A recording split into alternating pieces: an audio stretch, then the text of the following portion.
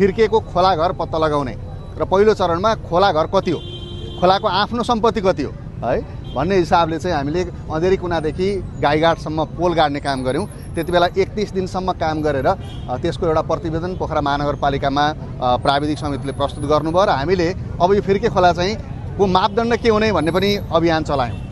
र के सुझाव आयो भन्दाखेरि तलदेखि माथिसम्म जाने बागलुङ हाइवे, जसलाई हामीले चाहिँ पोखरा बागलुङ हाइवे भनेका छौँ, बागलुङ हाइवे पनि यहीँ रहेको र त्यो बाहेक अरू उत्तर दक्षिणका पनि धेरै बाटोहरू भएको कारणले गर्दा गाडी हिँड्ने नै करिडोर चाहिँ जरुरी छैन।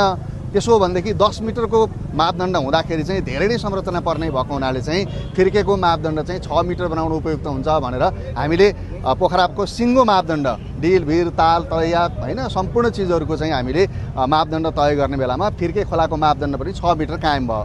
त्यसपछि 6 मिटर मापदण्ड भनेको व्यक्तिको लाल पूर्जाभित्र पनि हुनसक्छ। त्यसका लागि चाहिँ भोलि कसरी लिने भन्ने कुरा मापदण्ड खाली गर्ने बेलामा छलफल गर्न सकिने कुरा हो।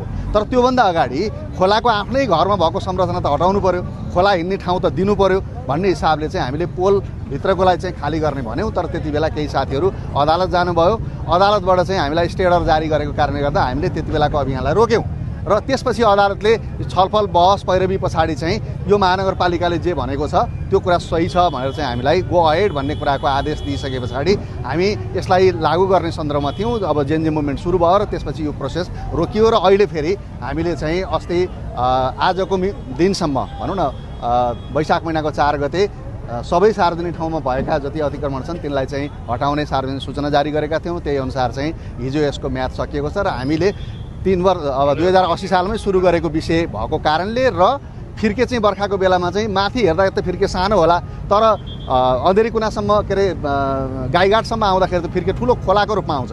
ठाउँ ठाउँमा सहरभित्र प्रवेश गरेर ठुलो धनको क्षति पनि भएको छ। त्यसो भएको हुनाले चाहिँ खोला घर चाहिँ पहिला क्लियर गरौँ भनेर यसलाई अभियान सुरु गरेका छौँ र हामीले पटक पटक सूचनाहरू सार्वजनिक गरेका छौँ। यो क्षेत्रका साथीहरूलाई सबै 8वटै वडाका अध्यक्षज्यूहरूले आफ्नो ठाउँमा गएर हरेक व्यक्तिसँग कुराकानी गर्नुभएको छ। यो ताल घरभित्र खोला घरभित्र सुकुम्बासी साथीहरूको बस्ती चाहिँ असाध्यै न्यून छ।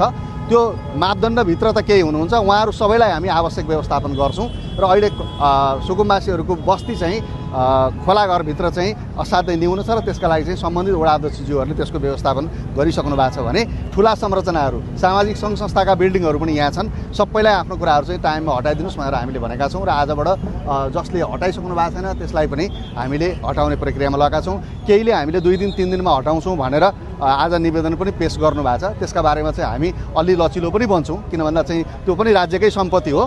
तर यो चाहिँ अब यो बहाना चाहिँ अब नगर्नका लागि पनि अनुरोध गर्दै आज अँधेरी कुनाबाट एउटा टिम, बुढानीलकण्ठ मन्दिर अर्थात् फिर्के खोलाबाट फिर्के पुलबाट एउटा टिम र यहाँबाट अर्को टिम सुरु हुँदैछ र हाम्रो सबै तत्त वडाको वडा अध्यक्षज्यूहरू र महानगरपालिकाको सिङ्गो परिवार ती सबै 3 ठाउँमा लाएर हामीले यो सबै स्थानीय जनप्रतिनिधिहरू, स्थानीय बुद्धिजीवीहरू, स्थानीय साथीहरू हैन जनसमुदाय सबै मिलेर यो फिर्केलाई चाहिँ आफ्नै बाटोमा हिँड्न दिउँ। त्यही अभियानमा चाहिँ हजुरहरूको सबैको साथ सहयोगको हामीले अपेक्षा गरेका छौँ र आज 10 बजेबाट सुरु गर्ने भनेको 10 बजे नै अब यो ठाउँबाट अगाडि यो ठाउँ त यो पोइन्ट त यहाँ जहाँ चाहिँ खोलामाथि नै हामी छौँ, खोला कहाँ छ भन्ने देख्नका लागि चाहिँ निकै नै मेहनत गर्नुपर्ने अवस्था छ। त्यस कारणले गर्दा अब योभन्दा अगाडिको सबै हटाउने र कुनै पनि दुर्घटना नहोस् भन्नका लागि चाहिँ प्राविधिक साथीहरूले पनि एकदमै ध्यान दिनुहुनेछ।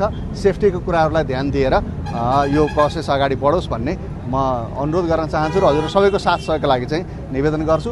हाम्रो वडा नम्बर 7 को अध्यक्ष राममोहन आचार्यजी, 8 को अध्यक्ष रुद्रनाथ बराल यहाँ हुनुहुन्छ। हामीले वडा नम्बर 1 र 2 मा चाहिँ माथि वडा नम्बर 18 र 2 को अध्यक्ष हुनुहुन्छ अनि बुढानीलकण्ठमा वडा नम्बर 4 र 5 को अध्यक्ष सहित अरू वडाको वडा अध्यक्ष र जनप्रतिनिधि साथीहरू सहित पनि यो काम सुरु भएको छ र अब म प्राविधिक साथीहरूलाई चाहिँ अब प्रोसेस अगाडि बढाउन चाहिँ अनुरोध गर्छु। Thank you. अब यसमा यो के बन्छ भन्ने पनि कुरा छ। पहिले नै हामीले यसको डिजाइन पनि गरेका थियौँ। यसलाई चाहिँ फिर्केको 6 मिटर भित्र जुन चाहिँ फुटवेल बन्ने हो